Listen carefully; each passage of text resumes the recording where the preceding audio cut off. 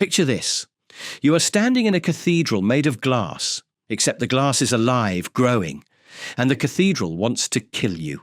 The ceiling towers 30 meters above your head. The floor is a forest of translucent beams, each one larger than a telephone pole, some weighing 55 tons, heavier than 9 full-grown elephants stacked on top of each other. And you have 15 minutes to live. Not because of the air, not because of radiation or toxic gas, because the temperature is 58 degrees Celsius, 136 Fahrenheit, and the humidity is 100%, which means your body has just lost its only defense against heat, the ability to sweat. Welcome to the Cave of the Crystals.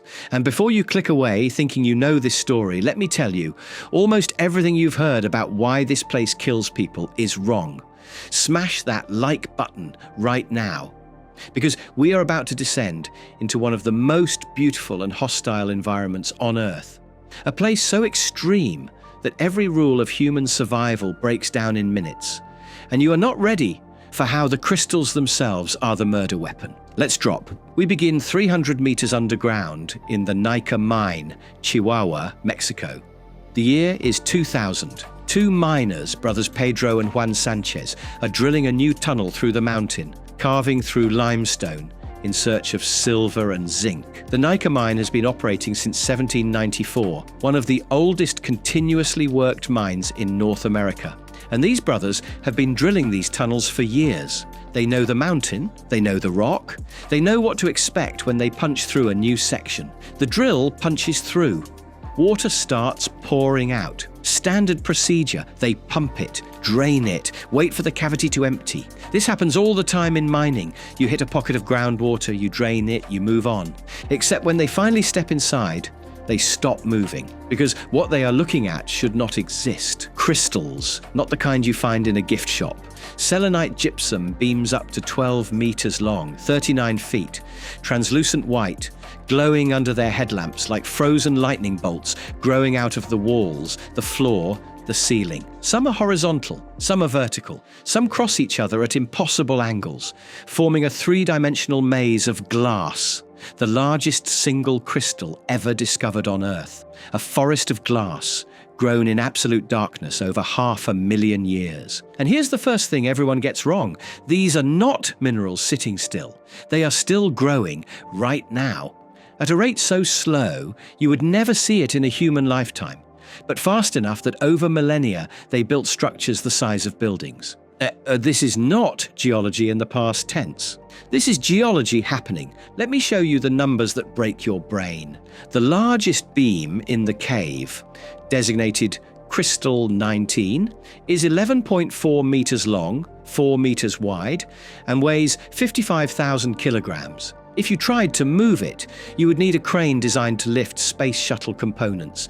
And it is one crystal, not an aggregate, not a cluster, a single, unbroken molecular lattice, grown atom by atom, in a cavern flooded with mineral-rich water heated by magma. To put this in perspective, the largest quartz crystal ever found was about 6 meters long. The largest natural diamond was the size of a fist. These selenite crystals are double the length of anything else ever discovered, and they are not rare specimens. There are dozens of them in a single room. Now here's what scientists thought when they first analyzed the cave. They assumed the crystals formed over tens of thousands of years, maybe 100,000 at most, in conditions that were stable but not extreme. Standard cave crystal formation, simple. Groundwater rich in calcium sulfate seeps into a cavity. Temperature and pressure conditions allow precipitation. Crystals grow slowly over time. This is how most cave formations work. Stalactites, stalagmites, flowstone, slow accumulation, nothing special. That story died in 2007. A team led by crystallographer Juan Manuel Garcia Ruiz from the University of Granada analyzed fluid inclusions, tiny pockets of ancient water trapped inside the crystals as they grew. These inclusions are like time capsules. As a crystal forms, it occasionally traps microscopic bubbles of the water it is growing from. By analyzing the chemistry of that water and the layers of crystal around it, you can reconstruct the exact conditions that existed when that layer formed. What they found rewrote the entire timeline. The crystals are 500,000 years old, 500,000 years of continuous, uninterrupted growth in an environment so stable that temperature fluctuations were measured in tenths of a degree over millennia.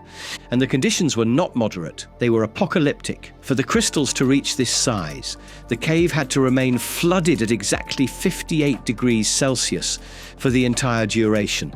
Any hotter, and the selenite would dissolve back into the water. Any cooler, and growth would stop. Selenite has an incredibly narrow stability window. It only crystallizes in water saturated with calcium sulfate at temperatures between 54 and 58 degrees Celsius. 1 degree too hot, you get anhydrite instead. 1 degree too cold, growth halts completely. The cave sat at the edge of crystallization equilibrium for 500,000 years, longer than modern humans have existed, growing glass giants in the dark. Think about that. 500,000 years. Homo sapiens has only been around for about 300,000 years. The crystals started growing before we existed and continued growing through every ice age, every volcanic eruption, every asteroid impact, every mass migration and extinction event on the surface. And the whole time, 300 meters underground, the temperature did not change. But here's where the nightmare starts.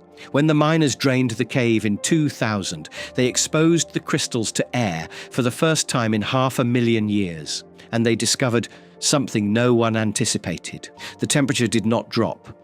The cave stayed at 58 degrees Celsius because 300 meters below the surface, the Earth is still bleeding heat. The Naica mine sits directly above a magma chamber. Not ancient cooled magma, active magma, close enough to the surface that it superheats groundwater and pumps thermal energy into the surrounding rock. The geothermal gradient here is extreme. Normally, temperature increases about 25 degrees Celsius per kilometer of depth. At Naica, it is double that. The magma chamber is less than 2 kilometers down, and it is heating everything above it like a slow-burning furnace. The cave is not just hot, it is geothermally powered, a furnace wrapped in limestone. And when humans tried to enter, they learned the hard way that 58 degrees Celsius with 100% humidity is not survivable. Here's what happens to your body in the Cave of Crystals. You step inside. The air hits you like opening an oven door, except there is no dry heat. Every breath you take is liquid. Your lungs are trying to cool your body by evaporating moisture from your airways, but the air is already saturated. There is nowhere for the moisture to go. Evaporation stops. Within 2 minutes, your core temperature starts climbing. Your heart rate spikes, trying to pump blood to your skin to radiate heat. But radiation does not work either because the air is hotter than your skin. Heat only flows from hot to cold. If the air is 58 degrees and your skin is 37 degrees, heat is flowing into you, not out of you. At 5 minutes, you are sweating uncontrollably, but the sweat does not evaporate. It just sits on your skin, doing nothing. Sweat cools you through evaporation. When water changes from liquid to gas, it absorbs enormous amounts of heat energy. But in 100% humidity, evaporation cannot happen. The air is already holding as much water vapor as it physically can. Your body has run out of cooling mechanisms. By 10 minutes, your core temperature has reached 40 degrees Celsius, 104 Fahrenheit, the threshold where proteins in your cells start to denature. Your brain begins to swell. Your organs are cooking from the inside. At 15 minutes, if you are still conscious, you are experiencing heat stroke, confusion, nausea, loss of motor control. Your body is shutting down. And if you do not get out in the next few minutes, your lungs will fill with fluid as your cardiovascular system collapses. You will drown in your own blood, in air. This is not exaggeration. This is documented medical fact from the researchers who have entered the cave. The longest anyone has survived inside without a cooling suit is 20 minutes. And that person was a conditioned athlete who had acclimatized to extreme heat for weeks before attempting entry. For an average person, the number is closer to 10 minutes before unconsciousness. And even with a suit, a full-body ice vest, pumping refrigerated fluid through tubes. You get 45 minutes, maybe an hour if you are lucky, before the system fails and the cave wins. The ice melts, the refrigeration stops working, and then you're just wearing 20 kilograms of warm, wet fabric in a 58-degree sauna. So how do you explore a place that kills you faster than you can set up a camera? Let me show you what it took. In 2006, a team from the University of Granada partnered with National Geographic to attempt the first real scientific survey of the cave. They built custom cooling suits, vests lined with ice packs and refrigerated gel, respirators to prevent lung scalding, insulated boots because the floor temperature was hot enough to melt rubber soles. The first team that entered in 2000 wearing standard mining boots had their soles partially melt and stick to the crystal surfaces. Each suit weighed 20 kilograms. Each researcher could stay inside for 30 to 40 minutes before the ice melted and the suit became a sauna. They worked in rotating shifts, racing against the clock to photograph, measure, and sample the crystals before retreating to the surface to cool down and rehydrate. One researcher, Penelope Boston, described the experience like this: "It felt like being boiled alive in slow motion. You know you are dying, you just do not know how fast." But they kept going back, because what they found inside was not just beautiful, it was biologically impossible. In 2017, NASA astrobiologist Penelope Boston announced something that should not exist. Life inside the crystals, trapped in fluid inclusions, microscopic pockets of 50,000-year-old water, were dormant bacteria, not fossilized, alive, metabolically dormant, but genetically intact, surviving in conditions no textbook said life could endure. When the team extracted samples and revived the bacteria in a lab, they began to grow. These organisms had been locked inside solid crystal for 50,000 years, in superheated water, with almost no nutrients, and they survived. Some of the species were entirely unknown to science. Others were distantly related to extremophiles found in deep-sea hydrothermal vents. What this means is that life is not just resilient, life is relentless. If bacteria can survive inside a 50,000-year-old crystal in a cave hotter than the human body can tolerate, then life can survive almost anywhere. This discovery changed the way scientists think about habitability. If the Cave of Crystals can host life, then so can subsurface oceans on Europa, or the aquifers beneath Mars, or any number of extreme environments we assumed were sterile. The crystals are not just beautiful, they are archives of ancient life, frozen in glass. And every fluid inclusion is a sealed time capsule containing water and organisms from tens of thousands of years ago, perfectly preserved in a sterile crystal vault. But here's the tragedy. You will never see the Cave of Crystals the way the miners saw it in 2000. In 2015, the mining company that operated Naica shut down. The global price of silver and zinc had dropped. The mine was no longer profitable, and when a mine closes, the pumps stop. The pumps that kept the cave drained, pumps running 24 hours a day, moving thousands of liters per minute, were turned off. The water came back. Within months, the cave reflooded. The crystals are now submerged again, exactly as they were for the last 500,000 years, growing in silence and darkness.